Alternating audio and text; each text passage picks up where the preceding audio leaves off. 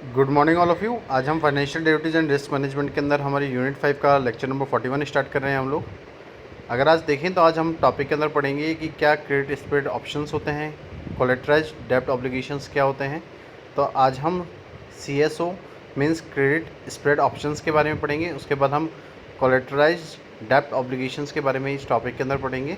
उसके बाद हम देखेंगे कि कौन कौन सी स्ट्रेटजीज़ हमारे क्रेडिट स्प्रेड ऑप्शंस की होती हैं। तो वहाँ पे हम बुलिश स्ट्रेटजीज़ और बियरिश स्ट्रेटजीज़ के बारे में कुछ चीज़ें यहाँ पे कवर करेंगे। और किसी भी एक मैक्सिमम गेन और लॉस को लेने के लिए हमें किस तरीके से अपने कॉल आउट पुट को स्प्रेड करना होता है उसको हम देखेंगे। तो हम उसको 4 चीज़ों से एनालिसिस करेंगे यहाँ पे। तो ये हमारा आज का टॉपिक है। उसके बाद हम लोग लास्ट पे पढ़ेंगे what is CDO, that is collateralized डेब्ट ऑब्लिगेशन। तो हम CDO के बारे में कुछ चीज़ें यहाँ पे पढ़ेंगे और साथ साथ हम पढ़ेंगे कि जो कोलेटरलाइज डेब्ट ऑब्लिगेशन होते हैं वो कॉम्प्लिकेटेड क्यों होते हैं और किसी भी न्यूमरस प्रोफेशनल के लिए उनको किस तरीके से क्रिएट किया जाता है। तो आज हम इस टॉपिक के अंदर इतनी चीज़ों को यहाँ पे कवर करने वाले हैं। तो सबसे पहले हम देखते हैं कि क्रेडिट स्प्रेड क्या है, what is the meaning of the credit spread. तो आज के टॉपिक के अंदर हम पहले ये समझेंगे कि क्रेडिट स्प्रेड क्या है, इसका यूज़ किस तरीके से किया जाता है। तो अगर आप देखें तो इन फिनेंस का क्रेडिट स्प्रेड और net credit spread is an option strategy कि अगर हम देखें तो फिनेंस के अंदर जो क्रेडिट स्प्रेड है या नेट क्रेडिट स्प्रेड है वो एक तरीके की ऑप्शन स्ट्रेटेजी है that involves a purchase of one option and sell of another option in the same class and expiration but different strike price. अगर हम देखें तो हम इन्वॉल्व कर रहे हैं इसमें कि हम एक ऑप्शन को तो यहाँ पे परचेज़ कर रहे हैं और दूसरे ऑप्शन को हम यहाँ पे सेल कर रहे हैं जो कि एक सेम क्लास के हैं, सेम एक्सपायरेशन डेट के हैं, लेकिन उनकी जो स्ट्राइक प्राइजेज हैं वो डिफरेंट है। अगर आप देखें तो इसको हम इस तरीके से डिज़ाइन करते हैं जिससे कि हम उन प्रॉफिट्स को ले सकें जो कि स्प्रेड हो रहे हैं हमारे दो ऑप्शंस के बीच में। तो investor receive a net credit for entering the position and want the spread to the narrow और एक्सपायर फॉर प्रॉफिट। कि अगर हम देखें तो जो इन्वेस्टर है वो रिसीव कर रहा है उस नेट क्रेडिट को जब वो किसी पोजीशन के अंदर एंटर हो रहा है और वो स्प्रेड कर रहा है उसको नैरो, और जब हम अपने एक्सपायरी डेट पे होते हैं तो उससे वो उसका प्रॉफिट लेता है। In context an investor would have to pay to enter a debit spread. कि अगर हम देखें तो कोई इन्वेस्टर यहाँ पे जो भी पे कर रहा है तो वो किसी भी एक डेबिट स्प्रेड में एंटर कर रहा है। तो अगर हम किसी कॉन्टेक्स्ट में देखें कि नैरो का मतलब क्या है, तो यहाँ हम कह रहे हैं कि option sold by the trader is in the money at expiration, कि जो ऑप्शन है उनको सोल्ड किया जा रहा है एक ट्रेडर के थ्रू जो कि एक मनी के रूप में किया जा रहा है उसकी एक्सपायरेशन डेट पे, but by an amount that is less than the net premium received. कि अगर हम देखेंगे कि जो भी अमाउंट है वो उसका कम है जो भी वो नेट प्रीमियम रिसीव कर रहा है। तो in which event the trade is profitable. तो हम कहते हैं कि यहाँ पे जो इवेंट है हमारा किसी भी ट्रेड को लेके वो प्रॉफिटेबल होगा, but buy less than the maximum that would be realised, लेकिन वो उससे कम होगा, उस मैक्सिमम अमाउंट से कम होगा जो कि हमने रियलाइज़ किया था हमारे बोथ ऑप्शंस के अंदर जो कि एक एक्सपायरी के वक्त में स्प्रेड हो रहे थे।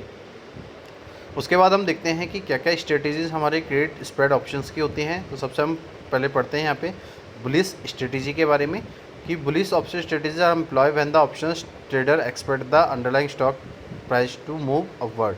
कि अगर हम देखें तो बुलिश ऑप्शन स्ट्रेटजीज तब एम्प्लॉय होती हैं जब हम अपने ऑप्शन के ट्रेडर इस चीज़ से एक्सपेक्ट कर रहे हैं कि उनके अंडरलाइंग स्टॉक की जो प्राइस है वो हमेशा मूव करेगी अपवर्ड। ये नेसेसरी होता है कि जब हम अपने एक हाई स्टॉक प्राइस को एसेस कर होते हैं जो कि बढ़ रही होती है तो उस टाइम फ्रेम के अंदर हम उसको अकर करते हैं जब हम एक ऑप्टिमम ट्रेडिंग स्ट्रेटेजी को सेलेक्ट करते हैं। तो यहाँ पे आप देख सकते हैं कि यहाँ पे हम एक ऑप्टिमम ट्रेडिंग स्ट्रेटेजी को फॉलो करके ये देख रहे हैं कि जो भी हमारे अंडरलाइंग एसेट्स हैं, स्टॉक प्राइस हैं, वो किस तरीके से मूव हो रही हैं upward. Moderately bullish option traders usually set a target price for the bull run and utilize bull spread to reduce cost। कि अगर हम देखें तो यहाँ बुलिश ऑप्शन ट्रेडर यहाँ पे किसी भी एक टारगेट प्राइस को सेट कर रहे हैं जो कि बुल रन हो रही है और यूटिलाइज कर रहे हैं उस बुल स्प्रेड को जो जिससे कि हमारी जो कॉस्ट है वो रिड्यूस हो सके। It does not reduce risk because the options can still expire worthless.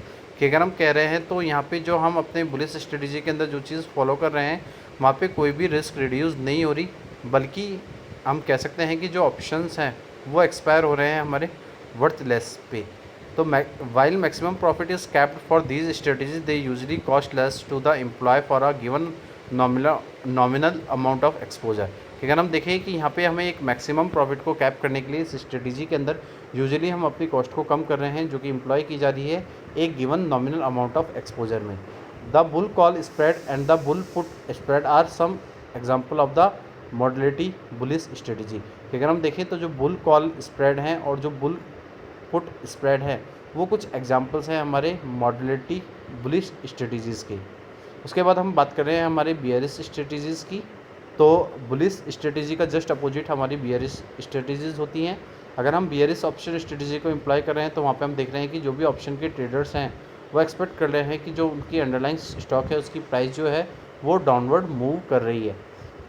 तो ये नेसेसरी होता है कि हम महसूस करें कि हमारी जो स्टॉक प्राइस है वो कम क्यों हो रही है, क्यों स्लो हो रही है। तो उस टाइम फ्रेम के अंदर हम ये देखते हैं कि किस तरीके से डिक्लाइन हो रहे हैं हमारे एक ऑप्टिमम ट्रेडिंग स्ट्रेटजी को सेलेक्ट करके। तो modality bearish option trader usually set a target price for the expected decline and utilise bear spreads to reduce cost. कि अगर हम देखें तो मॉडलिटी बियरिश ऑप्शन ट्रेडर इसलिए यूज़ करें जिससे कि वो एक टारगेट प्राइस को सेट करें जो कि एक एक्सपेक्टेड डिक्लाइन हो रही है और वहाँ पे अपने बियर को यूटिलाइज़ करें जो कि स्प्रेड हो रहे हैं जिससे कि हम अपनी कॉस्ट को रिड्यूस कर सकें। While making profit is capped for these strategies कि जब हमें किसी भी प्रॉफिट को कैप करना होता है इन स्ट्रेटजीज के according they usually cost less to employ. तो वो सबसे कम कॉस्ट को लेते हैं उसको एम्प्लॉय करते टाइम। तो the bear call spread and the bear put spreads are the common example of modality bear strategies. कि अगर हम देखें तो जो बियर कॉल स्प्रेड है और जो बियर पुट स्प्रेड है वो कुछ कॉमन एग्जांपल्स हैं हमारे मॉडलिटी बियरिश स्ट्रेटजीज़ के। इसके बाद आप देख सकते हैं कि जो नेक्स्ट हमारा टॉपिक है that is the maximum gain and loss potential are the same for call and put spread. कि अगर हम देखें तो हमारा जो मैक्सिमम गेन है और जो भी हमारे पोटेंशियल लॉसेज है वो सेम होते हैं हमारे कॉल और पुट स्प्रेड के अंदर। तो हम कहते हैं कि हमें नोट करना होता है कि नेट क्रेडिट हमेशा डिफरेंस इन प्रीमियम के बराबर होता है। तो अगर हम देखें तो फर्स्ट पॉइंट यहाँ क्या है that is the maximum gain. अगर हम मैक्सिमम गेन की बात कर रहे हैं तो मैक्सिमम गेन हमेशा इक्वल करता है उस नेट क्रेडिट को जो कि रियलाइज़ कर रहा है कि हमारे जो बोथ ऑप्शन हैं वो एक्सपायर हो रहे हैं हमारे out of the money. Second point क्या है हमारा मैक्सिमम लॉस। कि अगर हम देखें तो मैक्सिमम लॉस का मतलब क्या है, maximum loss equals to difference in the strike price minus net credit. तो हम ये रियलाइज़ कर रहे हैं कि जो भी हमारे बहुत ऑप्शंस हैं वो एक्सपायर हो रहे हैं इन द मनी के अंदर। उसके बाद आप देख सकते हैं कि नेक्स्ट जो पॉइंट है that is the sub maximal loss. कि अगर हम सब मैक्सिमल लॉस की बात करें तो maximum loss equals to expected pay out the short option. कि अगर हम देखें तो जो सब मैक्सिमम लॉस है वो हमेशा इक्वल होता है हमारे एक्सपेक्टेड पे आउट से जो कि एक शॉर्ट ऑप्शन होते हैं। तो हम ये रियलाइज़ करते हैं कि वहाँ पे जो प्राइस है किसी भी अंडरलाइंग की वह एक्सपायरेशन डेट के बीच में बता रही है कि उस ऑप्शन की क्या स्ट्राइक प्राइस होनी चाहिए। उसके बाद हम बात कर रहे हैं हमारे एक्सपेक्टेड वैल्यू की। तो expected value equals to the credit receive multiply by short leg OTM probability, OTM means on the money, minus maximum loss multiply by long leg ITM probability, ITM means in the money. अगर आप देखें तो यहाँ पे हम अपनी जो भी क्रेडिट रिसीव कर रहे हैं उसको हम short leg on the money probability से मल्टीप्लाई कर रहे हैं। उसके बाद हम माइनस कर रहे हैं और उसके बाद जो मैक्सिमम लॉस है हमारा उसको हम मल्टीप्लाई कर रहे हैं हमारे long leg in the money probability से। फिर हम माइनस कर रहे हैं एक्सपेक्टेड शॉर्ट लेग पे आउट को हमारे शॉर्ट लेग ITM प्रोबेबिलिटी और minus long leg ITM probability. तो यहाँ पे आप देखेंगे कि जो OTM और ITM है इसका मतलब है ऑन द मनी और ITM का मतलब है इन द मनी, जिसे हम किसी भी एक पर्टिकुलरली ऑप्शन की एक एक्सपेक्टेड वैल्यू कैलकुलेट कर रहे हैं उसके शॉर्ट के बेसिस पे कि वो किस पोजीशन में है। इसके बाद हम बात कर रहे हैं हमारे CDO की। CDO का मतलब होता है कोलेटराइज्ड डेब्ट ऑब्लिगेशन। कि अगर हम कोलेटरलाइज्ड डेब्ट ऑब्लिगेशंस की बात करें तो ये कॉम्प्लेक्स स्ट्रक्चर है किसी भी एक फाइनेंस प्रोडक्ट का जो कि बैक्ड किया जा रहा है कि जब हम किसी भी तरीके के लोन को पूल कर रहे हैं या किसी भी अदर एसेट्स को पूल कर रहे हैं तो हम अपने इंस्टीट्यूशनल इन्वेस्टर्स को उसको सोल्ड कर देते हैं, बेच देते हैं। तो अगर आप देखें तो CDO एक तरीके का पर्टिकुलर टाइप ऑफ डेरिवेटिव है, क्योंकि अगर हम इसके नेम को देखें तो ये इम्प्लाई कर रहा है कि यहाँ पे जो भी वैल्यू को ड्राइव किया जा रहा है वो हमेशा किसी अनदर अंडरलाइंग एसेट्स की वैल्यू से किया जा रहा है। तो अगर आप देखें तो यहाँ कुछ की टेक अवेज हमें बता रखे हैं। तो अगर हम फर्स्ट पॉइंट देखें तो अगर आप देख सकते हैं कि कोलेटरलाइज्ड डेब्ट obligation is a complex structured finance product that is backed by a pool of loans and other assets. कि अगर हम देखें तो जो हमारे कोलेटरलाइज्ड डेब्ट ऑब्लिगेशन है वो एक तरीके के कॉम्प्लेक्स स्ट्रक्चर हैं किसी भी फाइनेंस प्रोडक्ट के, जो कि बैक्ड हो रहे हैं जब हम किसी भी तरीके के लोन्स को पुल कर रहे हैं या किसी भी अदर एसेट्स को पुल कर रहे हैं। सेकंड पॉइंट क्या है कि these underlying assets serve as collateral if the loan goes into default. अगर हम देखें तो जो भी अंडरलाइंग एसेट्स को हम अपने सर्व कर रहे हैं इस कोलेटरल के अंदर, तो हमेशा वो लोन को हमेशा कहाँ पे ले जाता है, डिफ़ॉल्ट की तरफ ले जाता है। नेक्स्ट पॉइंट क्या है कि through risky and not for all investor, कि ये थोड़ा रिस्की होता है लेकिन हर एक इन्वेस्टर के लिए रिस्की नहीं होता है। तो CDO are the viable tool for shifting risk and freeing up capital. अगर हम देखें तो एक सीडीओ जो कोलेटरल डेब्ट ऑब्लिगेशन है वो एक तरीके के वाइबल टूल है जहाँ पे हम अपनी रिस्क को शिफ्ट कर रहे हैं और अपने कैपिटल को फ्रीइंग अप कर रहे हैं। इसके बाद हम लास्ट टॉपिक यहाँ पे बात कर रहे हैं कि जो कोलेटरलाइज्ड डेब्ट ऑब्लिगेशन है वो क्यों कॉम्प्लिकेटेड होते हैं और किस तरीके से वो न्यूमरस प्रोफेशनल्स के लिए क्रिएट किए जाते हैं। तो अगर यहाँ पे हम फर्स्ट पॉइंट देखें तो securities firm who prove the selection of collateral structure the notes into the tranches and sell them to the investor. कि अगर हम देखें कि कोई सिक्योरिटी फर्म है और वो किसी भी कोलेटरल का सिलेक्शन कर रही है, उसको अप्रूव कर रही है, तो उसके स्ट्रक्चर में हम उन चीज़ों को नोट करते हैं जिनको हमें ट्रांस करना है और अपने इन्वेस्टर्स को सेल करना है। नेक्स्ट पॉइंट क्या है, CDO managers who select the collateral and often manage the CDO portfolios.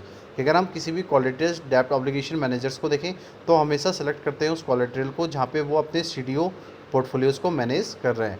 Next क्या है, rating agencies who assesses the CDOs and assign them credit rating. अगर हम रेटिंग एजेंसी की बात करें तो वो हमेशा एसेस कर रही है हमारे कोलेटरल डेब्ट ऑब्लिगेशंस को और वहाँ पे हम अपनी क्रेडिट रेटिंग को असाइन कर रहे हैं। नेक्स्ट पॉइंट क्या है, फाइनेंशियल गारंटर्स। अगर हम फाइनेंशियल गारंटर्स की बात करें तो who promise to reimburse investors for any losses on the CDO tranches in exchange for premium payments. कि अगर हम अपने फाइनेंशियल गारंटर्स की बात करें तो जो कि प्रॉमिस कर रहे हैं कि वो अपने इन्वेस्टर्स के रिम्बर्समेंट के रिगार्डिंग जो भी लॉसेज हैं उसको वो सीडीओ के अकॉर्डिंग ट्रांस करेंगे और एक्सचेंज करेंगे एक प्रीमियम पेमेंट्स को।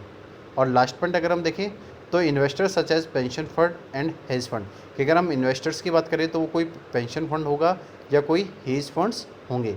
तो आज का जो हमारा टॉपिक है ये यहाँ पे कंप्लीट होता है। आज के लिए इतना ही। Thank you so much and have a nice day.